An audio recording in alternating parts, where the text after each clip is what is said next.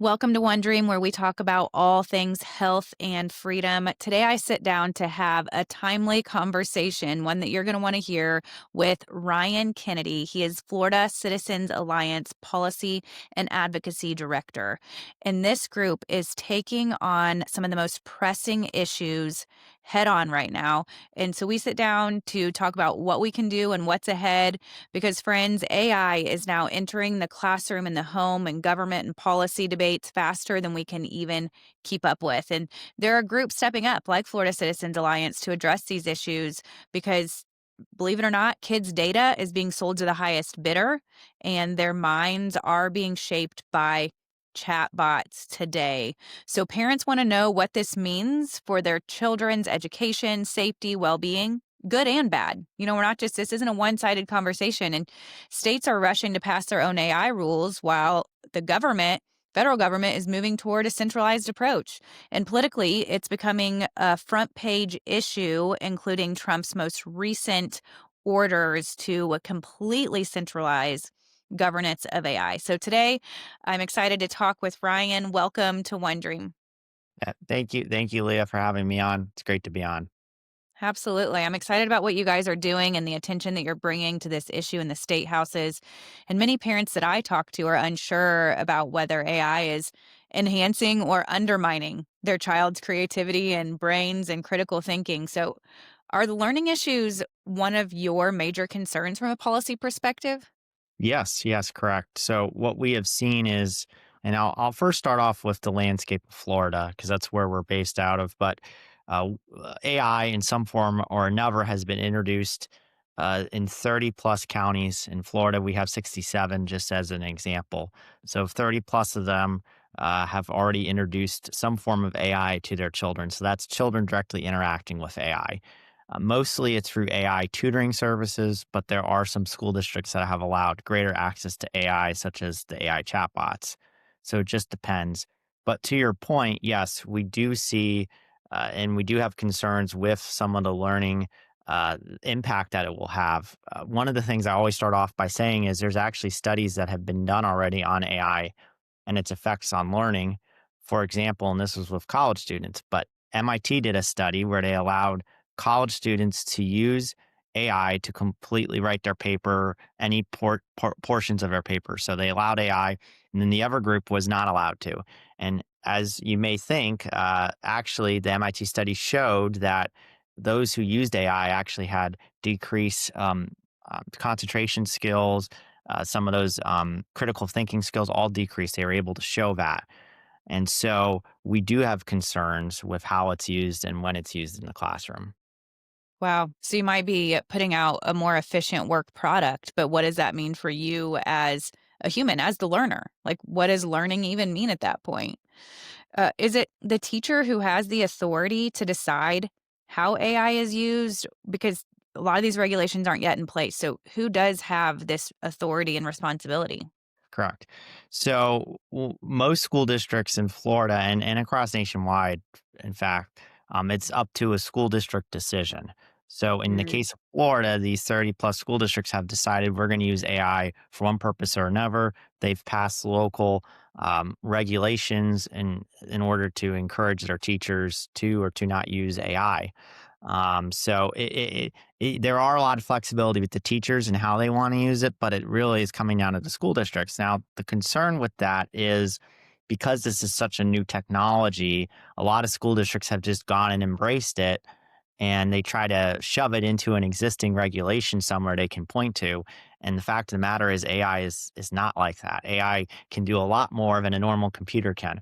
It can read so much more data points on a student. Actually, in fact, AI in schools, there are certain school districts that are using AI to identify kids that may have mental illness issues. And so they're doing their classwork and then they're identifying, wait, this student is introducing a concerning subject. Maybe we should get involved with them. And Wait, so is so there consent? I mean, is the student or the parent consenting to that sort of screening, that passive screening? it's up to each school district, like I said, to decide how they want to engage their parents on the subject. And we can kind of get into what we're proposing later on, but we are attempting to fix that problem by encouraging parents to get involved and by putting in some regulation to make sure they're involved. But yes, to your point, a lot of parents aren't aware of what's going on. They aren't aware of the facts and the truth that AI is great at collecting data. Actually, in fact, AI needs to collect data in order for it to get better. That's what all the developers of AI say. So, what we want to make sure is that, well, where is this data going? To your point, almost all AI companies say what you put in is theirs. Now, thankfully, a lot of school districts have said, well, actually, this should stay with the school district, which I applaud them for saying that. However, it's still down to the base issue. We're collecting this data on students, and parents haven't been asked and given informed consent. I mean, I highly doubt that schools are admitting we're going to start using AI because of the benefit of screening and collecting data. However, it seems like what are the other justifications? Like, how would a school district, as a teacher might say, oh, this is a tool for my students with writing without really knowing all the implications. But as a school district, what are their justifications for using the AI outside of data collection? Yeah. So really, the two common things we hear. One is that it will give individualized education um, profiles on students and be able to help them. Where maybe one student's an audio learner and one's a visual learner, AI will be able to gauge that and make individualized adjustments for per student. And there's some truth to that, but again, with the pros always comes cons. And then on the flip side, we hear tutoring. So in the case of tutoring, they say, well, these tutoring services that use AI can really get at the root causes of why a student isn't performing well and help them to perform well. And again, we go back to the pros and cons. What we have seen, though, and truthfully, is that, and we know this, that young kids tend to use AI for all the wrong reasons, it seems. For example, Common Sense Media put out a survey that showed and did a study that showed that one third of minors are using AI to talk to about serious issues such as mental health, relationships, those sorts of things over a human. They would rather talk to AI. That's not even just their parents, that includes their friends. So, it is very concerning. Wow, this is making my head spin as a mom. And I mean, the policy implications are vast, but just thinking about, okay, so we're going to justify the tutoring. Resources are slim. We need more personalized education. But at what cost? Like, do we actually want robots teaching our students, not being able to observe their emotions that day and then putting that off on a robot to screen their emotions, to deal with them in a algorithmic. I mean, it's just the implications seem vast and the benefits seem small, but when you're looking at progress, who gets to decide this? I mean, if these needs are being met by AI at the local level, who is best suited to actually decide what guardrails need to be in place? Is it the federal government? Is it the state government? Is it, in fact, the individual school districts? Yeah. Well, I can tell you we have taken the perspective that it should not be the federal level on when it comes to AI and education, and when it comes to some of these issues relating to minors, AI use by minors. That should definitely be done at the state level. And then if you break it down to the school district level, we are big supporters of local government and federalism. However, with some of this emerging technology, school district needs experts. And the school districts will be very quick to say, well, maybe us big school districts, we can hire in-house experts, but we have a lot of rural counties in Florida who don't have that ability. So there does need to be a baseline at the state level to say, this is the floor. And then if you want to go above it, to put extra protections in place, if you want to, this is what we'll allow AI for. And you can go and, tailor that to your particular circumstance. That's what we're suggesting, is there needs to at least be a base level guardrails put in place by the state government. And then the school districts can then come in and have those local decisions. Do we even use AI altogether? There's a school district not too far from where I live in Florida who has said, we're not going to use AI. Just, it's not worth it to us. So, and that's up to the school district to decide. But if we're going to roll this out, which we know it's going to be rolled out in a lot of places, if not everywhere eventually, there has to be guardrails. I mean, talking about it being rolled out eventually, is it even possible right now? Let's say they banned AI, they being the state.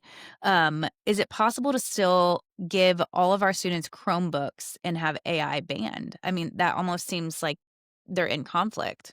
Yeah, yeah, and that's actually some of the school districts that have implemented AI. They have it because of one-to-one devices, and they Right. come with AI built in, and that's the really challenging part of AI is it's permeating through search engines, through Mhm. the devices that have it installed, and almost every one of the devices, whether it's an iPhone all the way down to, like you said, a Chromebook, they all have some form of AI in them now at this point. However, I think the important thing is to say that uh, there is a way to put guardrails in place within the classroom because just like anything else, these Chromebooks do come with, well, I'll call them filtering software to make sure kids can't go on certain websites.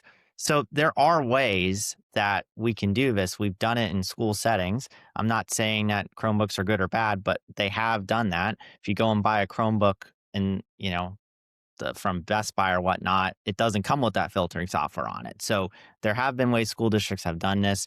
They can do it again, and that's what we're encouraging them to do.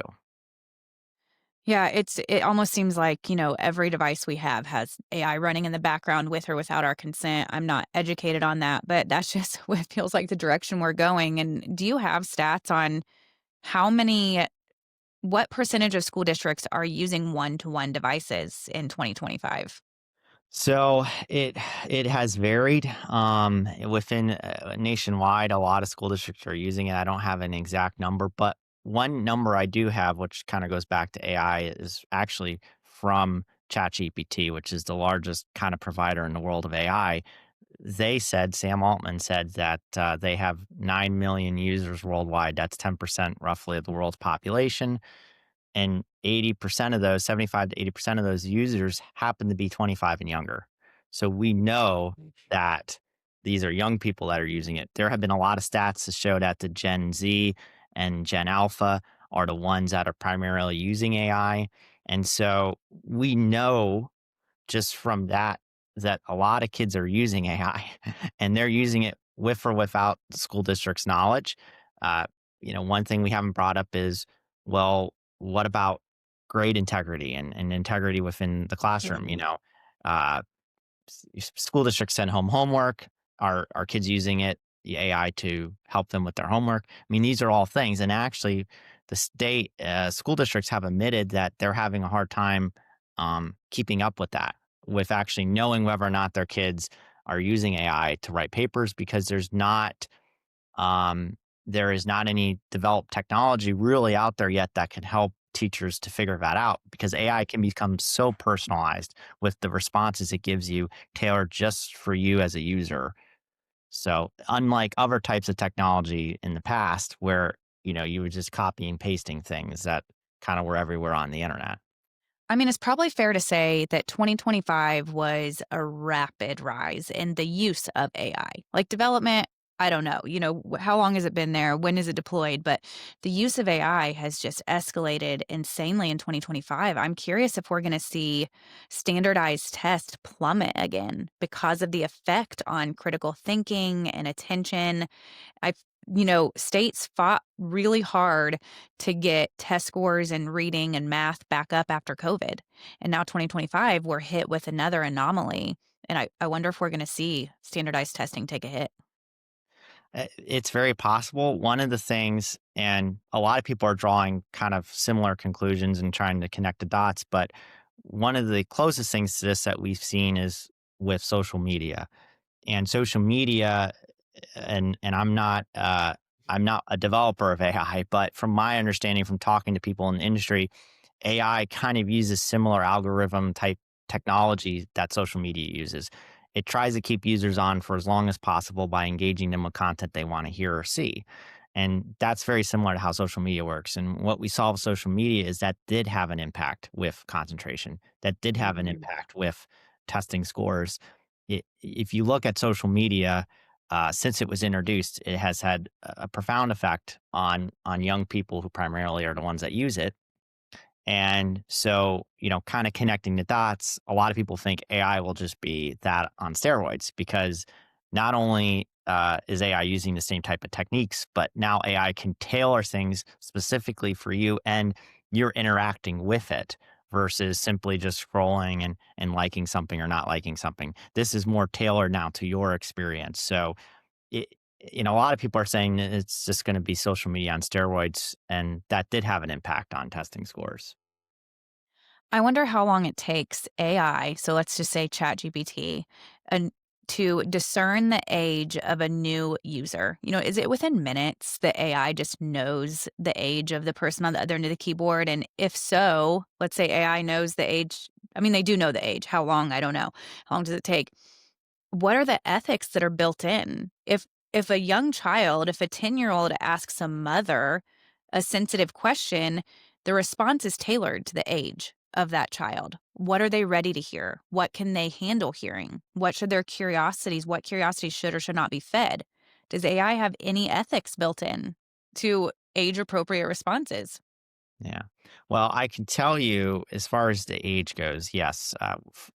Just as social media companies have been able to figure out the age of their users without, you know, even really needing, I mean, because you're supposed to put an age when you create an account. However, that people can lie about that. And they've been able to figure out via your interactions and your search history and your friends what age roughly you are. AI, from our understanding, from talking to folks in the industry, can kind of do the same thing based on what you're putting in and what you're asking it. And so, as far as age appropriateness, based on everything we've seen, there doesn't seem to be that level yet of AI where they have done those sorts of things. There have been AI tools that have been rolled out to certain audiences. So, for example, I brought up the AI tutoring services. Those are obviously been developed and geared towards students. And so what the school districts are telling us is that, hey, these tools are not supposed to tell students anything that isn't part of the approved curriculum that we've passed as a state. However, I can tell you that if you go on ChatGPT or if you go to, and I'm only using them because they're the biggest, but if you go on some of these other ones outside of school districts, they're not as tailored, obviously. It's tailored based on what you're putting in. Students can kind of have access to everything. And we have seen this where we've seen AI in the case of suicides. Sadly, we've had some suicides across the nation and one here in Florida where um, the users were definitely showing signs that they had a mental health illness and they needed some assistance. And AI didn't really stop it. It actually, in this case, seems like it encouraged the user to commit suicide. And so, to your point on age appropriateness, no, it doesn't seem like there has been any age appropriateness on some of these large language learning models, this kind of broad area AI tools. Wow. How was that even discovered that this student took his life as a result of the chat encouragement? Well, it wasn't in a classroom. This was a child that was using AI at home. They actually developed a love relationship with this chatbot.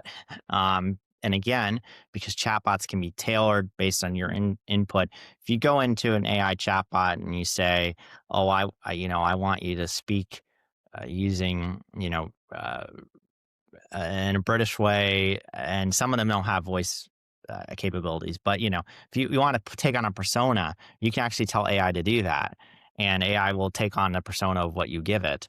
And so it seems like, based on everything we're hearing, and there's obviously current litigation going on, but is that the user, who was a minor, had developed a relationship with this AI chatbot, and it was paired off of a TV show. So it was a TV show character that the AI was pretending to be, and that's how the relationship started.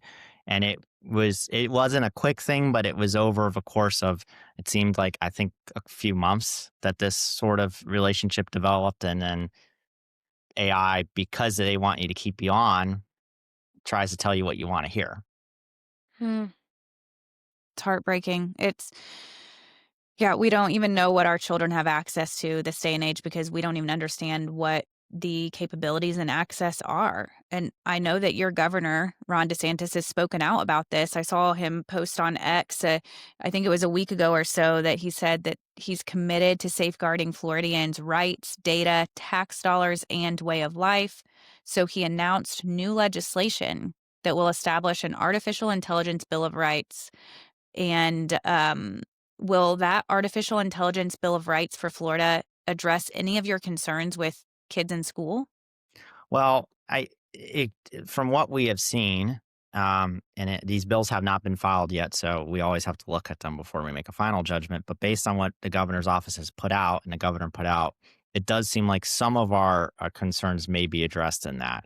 However, that's largely focused at AI use outside of a school setting. Those are AI use by both the general population and then minors outside of schools. Within the school setting, what we're looking at is some more tailored approaches to determine, one, how much can kids use it in schools? Like, what's the right amount? What age ranges? Making sure that students have those basic foundations first. Parental consent. I think you brought that up earlier. That's very important. So parental consent before their child can use it, and then parental consent and knowledge about what kind of data will be collected and for what purpose that data is going to be used for. So those are some of the areas. And lastly, within the school setting is worldview. What exactly is AI going to say? It Mhm. can't obviously tell students anything that would break the law, that would go against any of our state standards that we've passed. These sorts of things are important as well, because AI, if it's not within a certain framework, can pull from anywhere off the internet. And so we want to make sure that if AI is being used in the classroom, it's not contradicting what the teacher is teaching. It's coming alongside, if anything, and it's based on the values that we have tried to instill in students as a state. Well, you raise a really impressive point about worldview, because if you look at public schools, they have certain restrictions put on them about what they can and cannot deliver to students. There's no prayer from teachers this day and age, but what are the restrictions on AI? You can't even control it to a large extent. We don't even know how well it can or cannot be controlled. So how could this AI bot stand in for a teacher within a public school setting? It almost seems unworkable if you confront the logistics. Yeah, it is a challenge. And that's some of the discussion actually happening in Florida is, to what extent is AI used? Is it used only in tutoring settings? Is it used only for the teachers to have it as a tool to be able to help them with planning? Kind of the back office type stuff.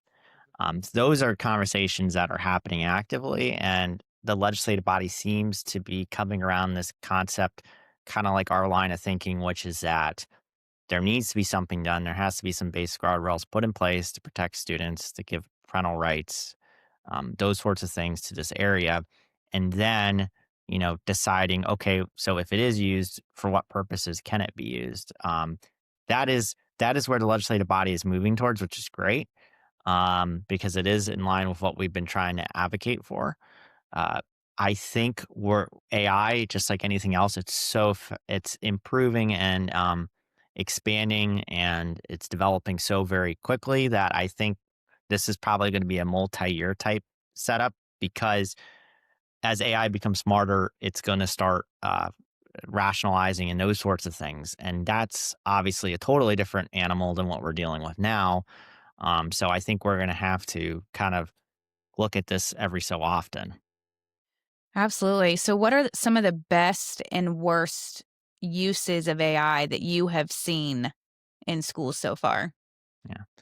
So I think best examples have been, even within the tutoring setting, just some basic tutoring type help with, asking students, okay, well, we're going to discuss multiplication tables. And so it starts, doing repetition, helping those students be able to answer questions, and um, not giving the answers to students, but encouraging them and asking them in different ways. I think that's good examples. Bad examples, like I said earlier, has been some of these examples of, okay, well, we're going to collect this data and then flag the students if they're having, a mental health issue, if they're, maybe they're having an issue at home, those sorts of things. Using AI for that purpose is very concerning, especially when we already know that there has been bad examples of health counselors in schools giving students, for example, thankfully this doesn't happen anymore in Florida, or it's not supposed to happen, but back in the day it was transgenderism, right? And it was encouraging students to change genders. Those are what those counselors in schools were doing in a lot of cases, and it's still happening nationwide in some places. But again, is AI going to be like that? That's the concern that we have. Is AI is now delivered directly to the student. They don't have to go to a person. And based on the research, like I stated, kids would, it seems like a decent bit of them would rather talk to AI anyways. So I this mean, is, think about it. No accountability, no humility, no accountability, no consequences for going to a robot with sensitive information. I mean, it's completely leaping over the human experience and development of a child. I just want to know if how can anyone actually think that a child can consent to the long-term implications of this data grab? To say that we're building out your avatar on your interactions with technology from a young age that will follow you throughout life. I mean, I don't know how you would ever disconnect yourself from the digital avatar that started to build out in second grade. yeah, I agree. And that's the concern that we have is kids, especially depending on the age that AI is rolled out at the younger ages, they're not understanding life yet. They haven't had those experiences. They haven't, in some cases, hit puberty. They haven't done these sorts of things where these sorts of things are developed. A study that I saw a couple years ago said that the child's worldview develops about age 13, and so w- w- if this is being developed earlier and given to students earlier than that, that's a big concern because they're not discerning. And we know from a brain development point of view, kids don't actually reach adulthood until way later on in life, even after, in some cases, after college years. So we want to make sure, again, to your point about uh, if it's rolled out early, how is that going to impact students? What kind of profile is that going to be creating online and in the digital cloud? I mean, we know that all these data centers are popping up everywhere because it's collecting all this data. It has to go somewhere. And so that's why the need for data centers. But again, we feel that students, these are minors. We have put restrictions on alcohol use with minors, tobacco use, gambling, all these different areas of life. We've done this because there is scientific evidence that would suggest this is the right thing to do. And there is more and more evidence every day that shows that this needs to be done the same thing with AI. When you were talking, something just clicked for me, and that was the data centers aren't being built to answer the long language model queries. They're being built to house what's collected from those queries. Yeah. I Yeah. didn't that I just realized that. So these data centers are popping up. Why do we don't need them close to us, right? I mean, they're infiltrating specific counties of Mm. different states. I mean, there's hotbeds here, St. Joe County, Indiana. There's some in South Carolina. I mean, there's places being targeted. But obviously they're housing data from all over the world, right? Yeah, so it both houses data and then obviously it extrapolates that data and sends it out. So it's kind of a one. It's both. And in particular, the way AI works, at least from the experts that we've talked to, is the the data collected then improves the AI capability, right? So it then goes in and it says, okay, well, I'm collecting this data. What's this telling me about this user? What's this telling me about history or this particular scenario in history going on right now? And so now I have that knowledge. So when someone asks me about what happened today, I can be able to answer it. And so it's a both effect, and it is popping up everywhere. The data centers are a little outside of the area where we get involved. However, I will tell you that it is concerning that we are.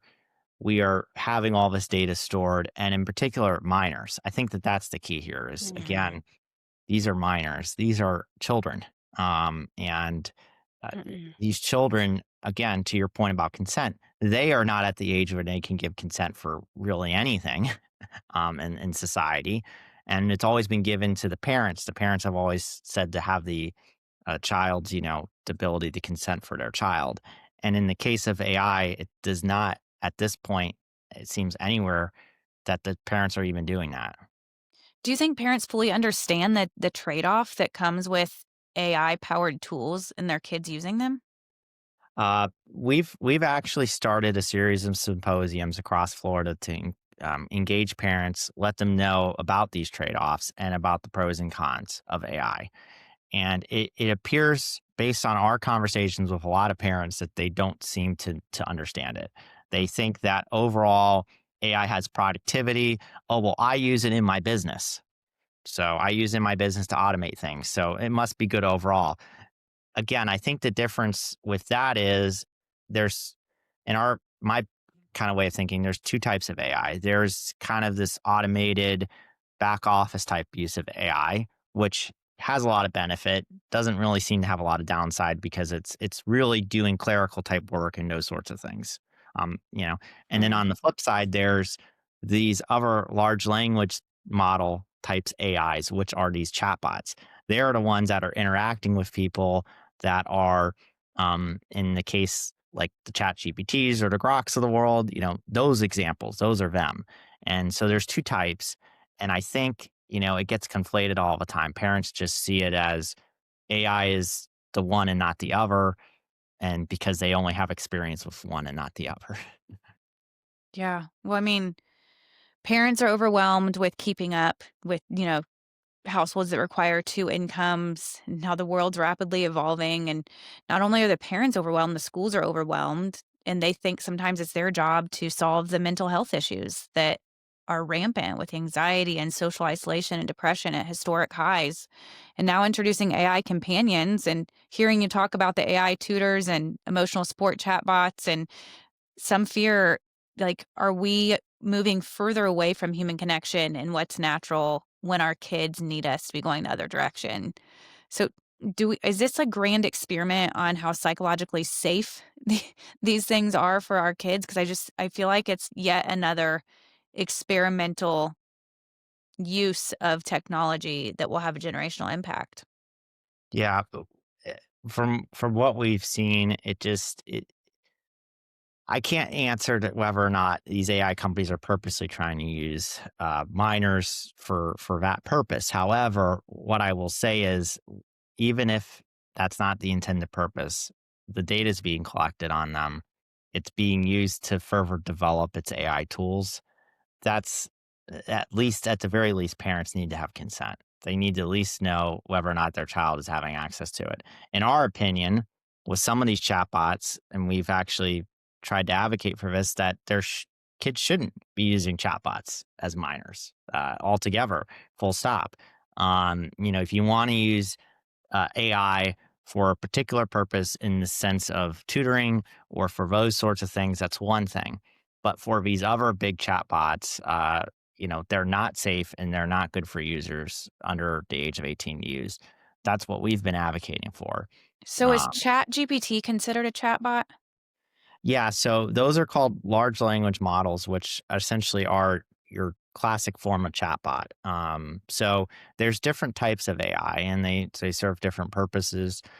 Some AI is developed, for example, there's actually out there AI that can create a digital twin of yourself. So with a video you can upload online, it can make an AI version of yourself, and you can actually program into a dialogue, and it will say in your voice, in your mannerisms, what you want it to say. And obviously, that creates a huge concern because kids are not discerning and they don't know if that's real or fake. And even to me, when I look at some of them, I don't know if they're real or fake now. That's how good they're becoming. So, Mm. Mm. It's startling, and I mean, I'll admit, my middle schooler came home one day and said, "Mom, at lunch, we were creating these AI videos of, um, people across the lunchroom kissing each other. And I was like, absolutely not. Like, Mhm. that is, I mean, these kids, these middle schoolers don't understand the long-term implications of creating videos like this and what that can do to you, to the person involved, to the long-term privacy issues. So what guidelines would you recommend to protect students' mental health as AI becomes part of their daily life? You mentioned no chatbots, full stop, no chatbots. Are there other recommended guidelines that parents can get behind? Yeah. So what we've been advocating for is four things. One of them is the no chatbots for minors. At least that the chatbots have to take away the human type personalities of it. That's the caveat, is that we've created a bill language that has, if chatbots use these certain phrases and does a certain thing and uses a certain algorithm, then that's where the concern's at. I think that's going to be the hardest lift. However, the other three I think are very plausible, which is that if AI is used in schools, the parent have to figure out, the school district has to tell them what the AI is being used for and how it's going to be used, and then allow the parents to be able to say yes or no to to that AI use. So in the case of tutoring, the district has to say, hey, we're going to use this for tutoring services with your child, and because we've identified them as needing extra help, and it's only going to collect this data, do you give us permission to use it? That's essentially the first step. The second step is, again, the privacy aspect kind of morphed together, which is, what is the privacy going to be used for? Particularly putting into any contract that the school district signs, this data cannot be used by the third party for any reason, meaning the AI service. We want to make sure that that data does not leave and is not used for the development of its tool for it to be sold to another company. We want to make sure that that's not going to happen. And then the third area is the worldview. What is the AI being used for? What is it saying? How is it interacting with students? Making sure that it doesn't complies with all of our state law and isn't going to break or encourage breaking of any of our state laws. That's the last area of that we're trying to do with AI in schools. Yeah, I guess if the technology exists, then the ability to put constraints on it should also exist. I mean, it should be possible. And if someone's saying it's not, then I think we need to try harder to protect our kids. I saw some responses over the last couple weeks about how many bills are being filed to regulate AI across the states. You know, over 1,000 bills going through state legislatures, 50 states running in 50 different directions. Do you agree that this is a problem with the patchwork, or is this the exact function of decentralized government? Yeah, I think that for the purposes of, it's a good thing overall to be able to have states tailor their policy towards their local community. Because again, I think it becomes important, when it comes to AI, with the data centers that are required to fuel it with students. Some states have said, "Hey, we're going to go low tech. We're not going to allow much tech in the classroom." A state should have that ability to do it, and that's always been respected, right? The smallest form of government is the one that's closest to people, so that should be the one that decides a lot of this stuff. Um, we think it's good overall. We do think that there probably needs to be some federal legislation in the areas of data protection overall, because let's be honest, there's a lot of other areas of technology that are collecting data on us all the time, and there probably needs to be some protection nationwide. A lot of other countries have done this. So, in that area, that would be a good thing. But when it comes to how the technology interacts with minors and children, that should always be done at the smallest level possible. And particularly with the states leading it, and then the counties or school districts coming in alongside and tailoring it towards their particular population. Yeah, there's no better time to remember that, in 2026, we're gonna celebrate 250 years of this freedom experiment, which largely depends upon 50 individual states protecting their own citizens. We look at what happened during the pandemic responses in countries like Australia and Canada had some pretty devastating circumstances with freedom because there was a single centralized, quote unquote, protection for the public. I mean, they were using their authority to protect public health, but it was extremely damaging. So I'm all about let's have a floor to protection, but not replace the state's ability to protect, to have greater protection, which I guess HIPAA provides. It's kind of been a failed experiment in HIPAA, but it does provide some instruction with what it looks like for the federal government to provide the floor, but yet still reserve the state's rights to have greater privacy protections in that arena. So, President Trump recently moved just a few days ago to block state level AI regulations in favor of a unified national policies. And supporters say that this is going to protect innovation. People like me say it's going to weaken protection and privacy and protection for our children. So it's quickly becoming political. Mhm. And I don't know if you think that DeSantis's AI Bill of Rights will have any meaning after this order was signed, or what do you anticipate? What are we going to see with AI protections and the states being able to do their job? Well, I think for one, an executive order is an executive order. It's not codified in law. So obviously, a lot of it, I think his executive order is probably going to be subject to court challenges by states. In this case, I think there's going to be some blue states actually that come and challenge it because they've passed some laws related to AI use in their states. There's but as far as the executive order goes, I think there's one important thing, and I've been telling this to legislators all across Florida since it was signed. It's at the very end. They lay out two areas where states can regulate AI without needing any sort of really interpretation. One is protections related to children, and the other one is data center zoning. then this Oh, kind it of does. It yeah, reserves kids and data center zoning. That's yeah, yeah. huge. So it does. It doesn't say now, I think with the data centers, you're probably not going to have a state be able to say, "Oh, we're not going to have data centers." I don't think that that's probably going to fly. But with the child protection purposes, it is very clear. It just says child protection. So we do think that that's an avenue to say, which is what we've been advocating for. Hey, as minors are a different population than adults. Adults, now we can say whether or not they know fully what they're getting into, but they do have the ability to consent. Minors don't, though.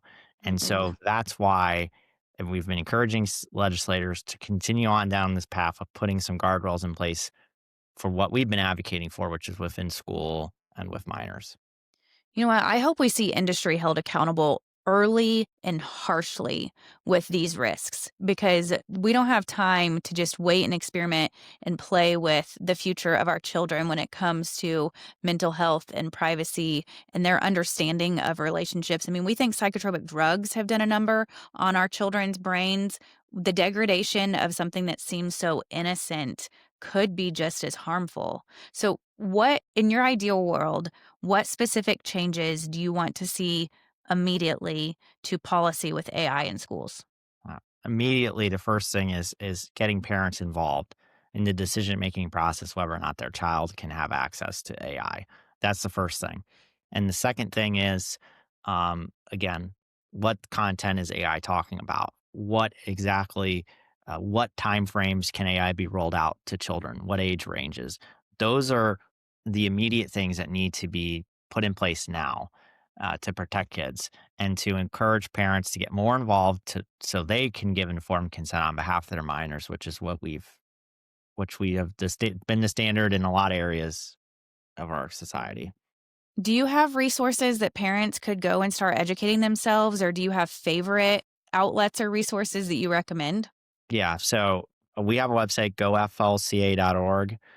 We do have a tab there devoted to AI and education and resources, some fact sheets, those sorts of things are on that website, and that would be where I encourage parents to go. What I will tell you is that there are a lot of groups now cropping up to be able to give out good information as well.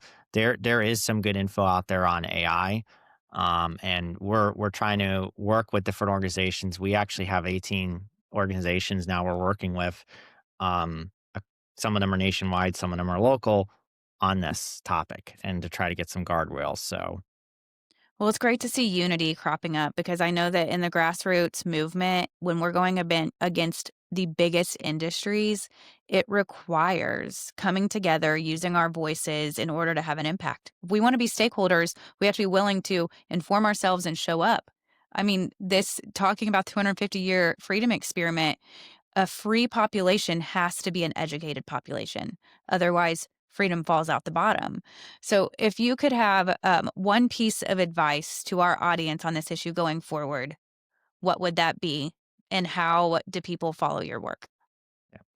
So the one piece of advice I would say is to not resist the urge to just give your child access. Do research first and then decide. Take a look at the studies out there. Take a look at those different facts before you give that child access to the device that has access to AI.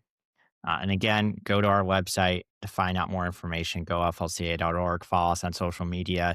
We are constantly talking about the subject. This is our primary issue right now that we're focusing on, and for good reason. It's because it's going to have a lasting impact on our society and on our minors. The quicker we do something, the better it will be. So that's why we're focusing on it. Well, the trickle down effect is huge. You know, when you look at if we raise our awareness about the implications of this vastly changing area, which is AI, and we do something about it, that only bleeds into other areas of our awareness and our action. And so I'm glad that you are focused on this. We so desperately need quality groups making a change in this arena. So we're going to do everything we can to get the word out and to help you guys be successful. Do you think we're going to have any chances of success in 2026? I have a good feeling we're going to have some good groundwork done, at least in schools. I think this general area of minors going home and using it on their own personal devices, we may have to work on that a little bit more. But I do think, at least in 2026, we're going to have some good foundation for in school settings. But again, it's going to take a lot of people and a lot of the grassroots to speak up and say, hey, we want this as well. Well, thank you, Ryan Kennedy. I appreciate the work that you are doing and the work that Florida Citizens Alliance is doing. If you're listening to this episode right now and it piqued your interest and it caused you concern, share it with your kids' teachers today. Share it with your school district. Share it with the board members in your school district and make sure that these conversations are happening, friends, because industry does not want us to resist. So it's our job to get the word out, to speak up, and to protect our kids. Thank you, and we'll see you next week.